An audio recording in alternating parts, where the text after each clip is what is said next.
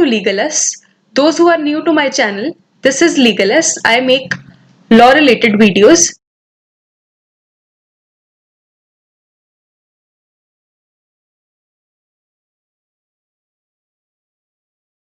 Arrest and detention. So, what is arrest and detention? Arrest and detention is one of the modes of executing a decree. Executing a decree against the judgment debtor. So, arrest and detention क्या है कि एक mode है कि जब execute करनी होती है decree against the judgement debtor.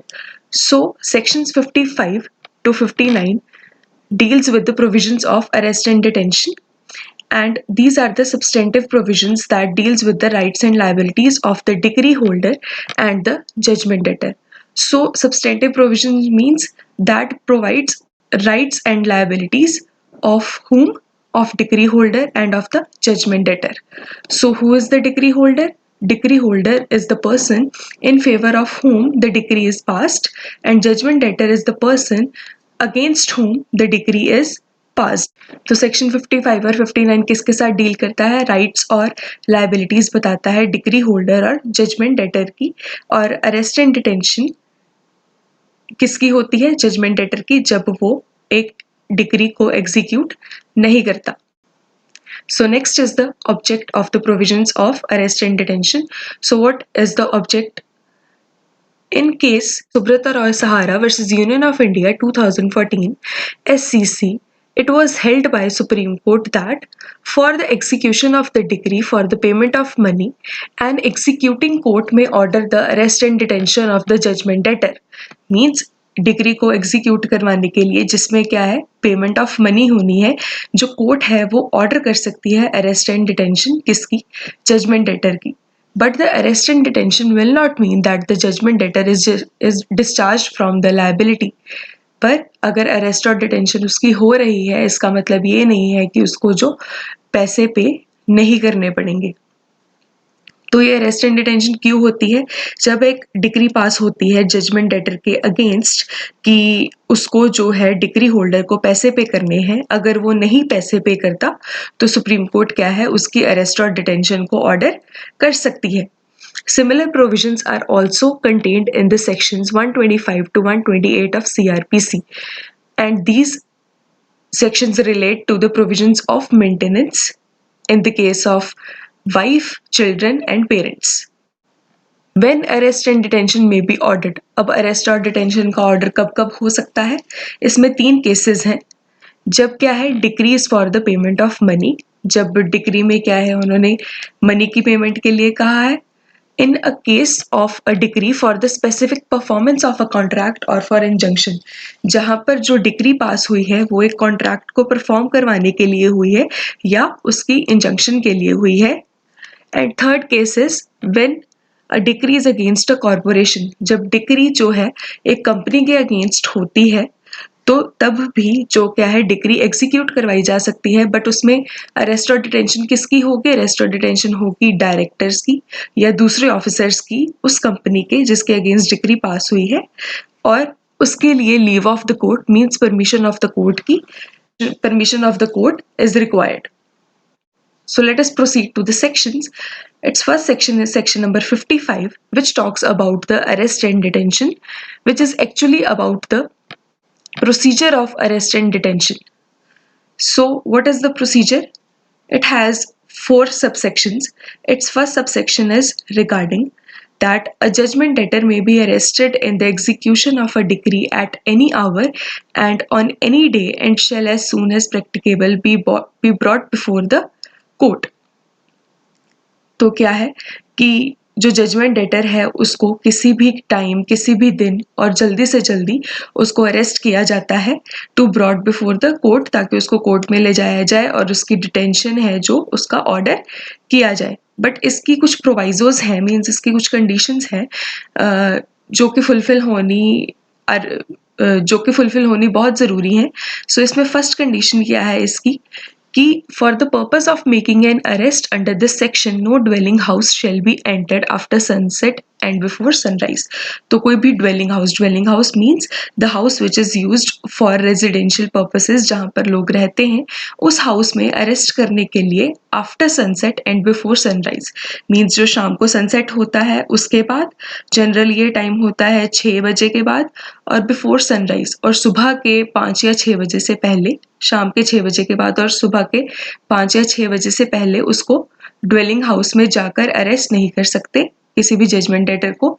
इसकी सेकंड प्रोवाइजो है कि no outer door of the dwelling house shall be broken open. जो भी ड्वेलिंग हाउस है उसका जो आउटर डोर है उसको तोड़कर नहीं अंदर जा सकते, बट अगर जो उस ड्वेलिंग हाउस में जजमेंट डेटर रह रहा है एंड वो क्या कर रहा है, वो रिफ्यूज कर रहा है, जो अरेस्टिंग ऑफिसर है उसको अंदर आने के लिए रिफ्यूज कर रहा है या उसको अंदर आने से किसी भी तरीके से रोक रहा है, रिफ्यूजेस और in any way prevents access thereto, अगर उसको अंदर आने से रोकता है तो क्या है कि उसको दरवाजा तोड़कर अंदर जाया जा सकता है। प्रोवाइडेड थर्डली, अब इसकी थर्ड प्रोवाइजो क्या है कि if the room is in the occupancy of a woman who is not the judgment debtor, so this proviso is regarding a woman कि अगर woman है जो कि judgment debtor नहीं है और वो एक ऐसी women है जो कि generally doesn't appear in the public, for example पर्दानशी woman, वो क्या है कि public में appear नहीं होती हैं, then it is the duty of the arresting officer, वो क्या है, वो उसको time देगा, reasonable time देगा to withdraw from the room, कि वो वहां से चली जाए, and the officer may enter into the room and arrest the judgment debtor, और उसमें वो enter करके उस judgment debtor को arrest कर लेगा, but he has to give the time to the woman to withdraw, कि वो वहां से चली जाए। एंड इसकी फोर्थ प्रोवाइजो है कि अगर जजमेंट डेटर क्या है, अगर वो अपना अमाउंट है डिक्री का अगर वो पे कर देता है उस टाइम पर, तो जो अरेस्टिंग ऑफिसर है उसको उसी समय रिलीज कर देगा। Such officer shall at once release him, तो उसे वो उसी टाइम पर रिलीज कर देगा। Then its second subsection is regarding the persons or the class of persons whose arrest may be attended with danger or inconvenience to the public, जिनके arrest से क्या हो सकता है, डेंजर या इनकन्वीनियंस हो सकता है पब्लिक को, और जिनकी पब्लिक में अरेस्ट अगर की जाएगी तो डेंजर हो सकता है, तो उसके लिए क्या है कि स्टेट गवर्नमेंट स्पेशल प्रोसीजर बनाएगी अकॉर्डिंग टू विच और ही शैल बी अरेस्टेड, तो उस प्रोसीजर के अकॉर्डिंग ही उसको अरेस्ट किया जा सकता है। Its third subsection is regarding when the court shall inform him that he may apply to be declared as an insolvent, तो जब कोर्ट जजमेंट डेटर को कहती है कि yes you may apply to be declared as an insolvent, कि तुम insolvent अपने आप को डिक्लेयर करवा सकते हो, ठीक है, तो जो फोर्थ सबसेक्शन है is the result of it, जब जो जजमेंट डेटर है वो खुद को वो मान लेता है that I am ready to apply to be an insolvent, कि वो अपने आप को इंसॉल्वेंट डिक्लेयर कराने के लिए रेडी है, तो वो उसको क्या करना पड़ता है, उसको 1 मंथ के अंदर अंदर अपने आप को इंसॉल्वेंट डिक्लेयर करवाना होता है, एंड उसको जब भी कोर्ट प्रोसीडिंग्स में बुलाएगी उसको आना पड़ेगा। बट अगर वो ये दोनों काम नहीं करता, कौन से दोनों काम, अगर वो इंसॉल्वेंसी के लिए अप्लाई नहीं करता और अगर वो कोर्ट जब जब उसे बुलाती है तब तब वो अपीयर नहीं होता, तब क्या है कि the court may commit him to the civil prison in the execution of the decree, तो क्या है कि उसको अरेस्ट किया जा सकता है, अरेस्ट और डिटेन किया जा सकता है, किसमें, सिविल प्रिजन में। Next section is section number 56, which provides for the prohibition of the arrest and detention of the women in execution of the decree for money, कि अब women की arrest नहीं हो सकती even if she is a judgment debtor, कि उसके लिए उसको जो है लॉ ने प्रोहिबिट किया है किसको, women की detention को। Notwithstanding anything in this part, the court shall not order the arrest or detention in the civil prison of a woman in the execution of a decree for the payment of money, तो जो court है वो order नहीं करेगा किसके लिए, arrest और detention किसकी, वुमेन की, इन the execution of a decree for the payment of money. Means अगर वुमेन जजमेंट डेटर है तो उसकी अरेस्ट और डिटेंशन नहीं हो सकती। Section 57. Now Section 57 is regarding the subsistence allowance. Subsistence allowance क्या होती है कि रहने के लिए, ठीक है, जो थोड़े से पैसे दिए जाने हैं, और जो स्टेट गवर्नमेंट है may fix the scales graduated according to rank, race and nationality of monthly allowance payable for the subsistence of judgment debtors. कि judgment debtor जब तक भी सिविल प्रिजन में है तो उसके सबसिस्टेंस के लिए क्या है कि सबसिस्टेंस अलाउंस पे करना पड़ेगा। अब ये उसका कौन कौन फिक्स करेगा कि कितनी सबसिस्टेंस अलाउंस पे करनी पड़ेगी? फिक्स करेगी स्टेट गवर्नमेंट। और इसको पे कौन करेगा? इसको पे करेगा decree holder, means the person who has requested for the arrest of the judgement debtor. जिस पर्सन ने उसकी अरेस्ट के लिए कहा है, that person has to pay the subsistence allowance. अब इसमें क्यों वो पे करेगा? बिकॉज द ऑफेंस और the act that the judgment debtor has committed is against that person, that decree holder and not the state. So इसको state नहीं पे करेगा क्योंकि ये जो offense है या जो उसने किया है, जो act है, वो state के against नहीं है, वो decree holder के against किया है। Next section is section number 58, which talks about the detention and release. And in this section, the period of detention is given कि कितने टाइम के लिए उसको डिटेन करके रखा जाएगा, and also the provisions regarding the release are given कि उसको कब कब रिलीज किया जा सकता है। So first sub section is regarding the period of detention. Every person detained in the civil prison in execution of a decree shall be so detained, किसी भी पर्सन को जिसको डिक्री की एग्जीक्यूशन के लिए डिटेन किया गया है, कहाँ पर डिटेन किया गया है? सिविल प्रिजन में, उसको डिटेन करके रखा जाएगा। So it's first clause A, where the decree is for the payment of sum of money. अब इसमें उन्होंने मनी के बारे में बताया है कि कितना स्केल होगा मनी का, तो उसको कितने टाइम के लिए डिटेन करके रखा जा सकता है और कितना होगा तो कितने टाइम के लिए। So according to A clause, when the sum of money exceeding 5,000 rupees, अगर जो पैसे हैं वो 5,000 से ज़्यादा उसने पे करने हैं तो उसको कितने टाइम के लिए डिटेन करके रखा जा सकता है? For a period not exceeding 3 months, तो 3 महीने से ज़्यादा उसको डिटेन करके नहीं रखा जा सकता। मीन्स 5,000 से ज़्यादा, सो 3 महीने तक की उसको क्या हो सकती है? डिटेंशन हो सकती है। And next clause is when the decree is for the payment of a sum of money exceeding 2,000 rupees but not exceeding 5,000 rupees, मतलब 2,000 से ज़्यादा पर 5,000 से कम, तो उसके लिए कितना होगा? For a period not exceeding 6 weeks, तो 6 हफ्ते से ज़्यादा उसको नहीं रखा जा सकता। तो 6 हफ्ते कितने होते हैं? जैसे एक मंथ में 4 weeks होते हैं, सो 1.5 months के लिए उसको रखा जा सकता है। कब? when the payment of sum of money is for rupees 2,000 to 5,000, मतलब 2,000 से कम नहीं और 5,000 से ज़्यादा नहीं। इसकी प्रोवाइजोज हैं कुछ कि provided that he shall be released from such detention before the expiration of the said period of the detention, कि अब उसको कब कब उस जो पीरियड उन्होंने बताया है 3 months का और 6 weeks का, उसके पहले अगर उसको क्या उसको रिलीज किया जा सकता है? यस, उसको रिलीज किया जा सकता है, बट इन 4 conditions में। सो फर्स्ट कंडीशन क्या है? On the amount mentioned in the warrant for his detention being paid to the officer in charge of the civil prison, कि जो भी अमाउंट है वारंट में मेंशन किया है, अगर वो पे कर देता है ऑफिसर इंचार्ज, किस ऑफिसर इंचार्ज को? सिविल प्रिजन के, अगर वो अमाउंट पे कर देता है जो वारंट में है। सेकंड है on the decree against him being otherwise fully satisfied, कि जो डिक्री उसके अगेंस्ट है, जितने पैसे उस डिक्री में मेंशन किए गए थे, अगर वो उसने पूरे पे कर दिए हैं।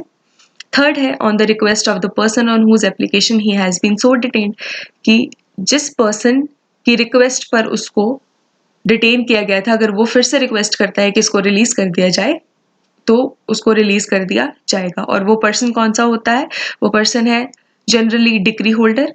एंड इसका फोर्थ पॉइंट है कि on the omission by the person on whose application he has been so detained to pay subsistence allowance. अब जो सबसिस्टेंस अलाउंस सेक्शन 55 में, सेक्शन 57 में थी, सॉरी, उसमें सबसिस्टेंस अलाउंस था। अगर वो पर्सन सबसिस्टेंस अलाउंस नहीं पे करता तब भी जजमेंट डेटर को रिलीज कर दिया जाएगा.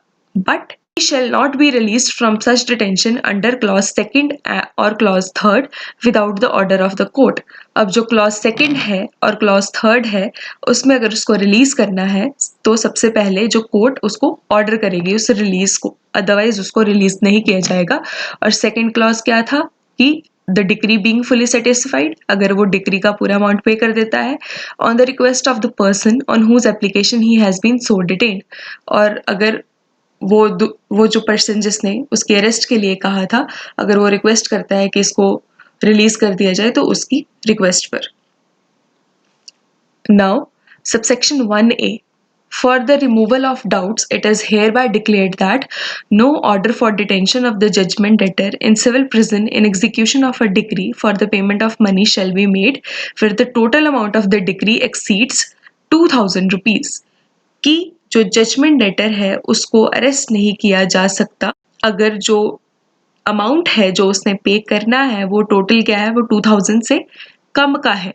अगर 2000 से कम का अमाउंट है तो अरेस्ट या डिटेन नहीं किया जा सकता. पहले भी जो उन्होंने सबसेक्शन 1 में बताया है सेक्शन 58 के कि पहले तो उन्होंने अमाउंट बताया है 5000 से ज़्यादा का और दूसरी क्लॉज में उन्होंने जो अमाउंट बताया है वो 2000 से 5000 का बताया है. बट अगर जो अमाउंट है 2000 से कम का होगा तो उसको अरेस्ट या डिटेन नहीं किया जाएगा. Second subsection, a judgment debtor released from the detention under this section shall not merely by reason of his release be discharged from his debt, but he shall not be liable to be rearrested under this decree. तो क्या है कि एक judgement debtor है अगर उसको release कर दिया जाता है, जैसे कि 3 मंथ्स का अगर टाइम पीरियड खत्म हो जाता है या 6 वीक्स का टाइम पीरियड खत्म हो जाता है एज द केस में भी, तो क्या है कि उसको अपनी जो लाइबिलिटी है उससे डिस्चार्ज नहीं हुआ, मतलब कि उसको पैसे तो पे करने पड़ेंगे ही, but he shall not be liable to be rearrested, but उसको रीअरेस्ट नहीं किया जाएगा. Last section is section number 59. So this section talks about the release on the ground of illness, कि अगर जो जजमेंट डेटर है अगर he is suffering from any illness तो उसको रिलीज किया जा सकता है. So it's first subsection is at any time after a warrant for the arrest of a judgment debtor has been issued, the court may cancel it on the grounds of serious illness. कि उस time के बाद जब उसके arrest warrant को issue किया है उसके बाद कोर्ट क्या है ऑर्डर कर सकती है, कैंसिल कर सकती है उसकी अरेस्ट या डिटेंशन को. तो कब कब कर सकती है? According to subsection 2, where a judgment debtor has been arrested, the court may release him if in its opinion he is not in a fit state of health to be detained in the civil prison. कि अगर court को लगता है कि वो is not in a fit state of health to be detained, कि उसकी health ऐसी नहीं है कि उसको एक सिविल प्रिजन में या प्रिजन में उसको डिटेन करके रखा जाए, तो उसको रिलीज किया जा सकता है. And according to third subsection, where a judgement debtor has been committed to civil prison he may be released therefrom, और अगर उसको सिविल प्रिजन में अब क्या है कि डिटेन करके रख दिया गया है उसके बाद उसको किन किन कंडीशंस पर उसको रिलीज किया जा सकता है. So according to first clause, by the state government on the ground of existence of any infectious और कंटेजियस डिसीज. अब इसमें क्या है, इसमें स्टेट गवर्नमेंट किस ग्राउंड पर, कि जब उसको कोई इन्फेक्शियस या कंटेजियस डिसीज हो. एंड कंटेजियस डिसीज कौन सी होती है? जो एक पर्सन से दूसरे पर्सन तक फैलती है. इस डिसीज के अगर वो इस डिसीज से सफर कर रहा है जजमेंट डेटर तो उसको रिलीज किया जा सकता है, बट उस रिलीज का ऑर्डर कौन करेगा? वो स्टेट गवर्नमेंट करेगी. और आज के टाइम में कंटेजियस डिसीज कोविड-19, तो according to second clause by the committing court. अब सेकेंड क्लॉज में जिस कोर्ट ने ऑर्डर किया है उसके डिटेंशन को वही उसको रिलीज करेगा. कब? और any court to which that court is subordinate, या तो वो कोर्ट जिसने उसकी जो अरेस्ट है उसको ऑर्डर किया है या कोई उससे हायर कोर्ट है. On the ground of his suffering from any serious illness, अगर वो किसी सीरियस इलनेस से सफर कर रहा है. And its last subsection, a judgment debtor released under this section may be rearrested, but the period of his detention in the civil prison shall not in aggregate exceed that prescribed by section number 58. एक judgement debtor को release किया जा सकता है इन grounds पर, और अगर वो इन ग्राउंड्स पर रिलीज होता है, on which grounds, on the grounds of illness, अगर उसको रिलीज किया जाता है तो उसको रीअरेस्ट भी किया जा सकता है जब वो ठीक हो जाए। But the period of his detention, but जो उसका पीरियड है डिटेंशन वो किससे ज्यादा नहीं होना चाहिए, वो जो सेक्शन नंबर 58 में प्रिस्क्राइब्ड है। क्या क्या प्रिस्क्राइब्ड है कि अगर जो अमाउंट है वो 5000 से ज्यादा है तो 3 मंथ्स तक, और अगर 2000 से 5000 तक का है तो 6 वीक्स तक। मतलब इस टाइम पीरियड से जो ज्यादा है वो टाइम नहीं होना चाहिए उसकी अरेस्ट या डिटेंशन का एग्रीगेट में, मीन्स टोटल में। Now, in Kesar Singh versus Karamchand, in this case, it was held that if the judgment debtor has been released due to the mistake on the part of the jail authorities, he can be rearrested. अब अगर जो judgment debtor है उसको release कर दिया गया था, but वो कैसे रिलीज हुआ था, वो मिस्टेक थी on the part of the jail authorities, तो उसको तब भी रीअरेस्ट किया जा सकता है। Release of the judgement debtor on the grounds of illness doesn't debar his rearrest, कि अगर वो रिलीज होता है on the grounds of illness, कौन से ग्राउंड्स ऑफ इलनेस है, किस सेक्शन में प्रोवाइडेड है, वो है सेक्शन 59 में प्रोवाइडेड है। तो अगर उन ग्राउंड्स पर उसको रिलीज किया जाता है तो उसकी रीअरेस्ट भी हो सकती है, पर वो जो क्या है, इलनेस से ठीक होने के बाद। This was arrest and detention under the code of civil procedure. If you like my content, then do subscribe to my channel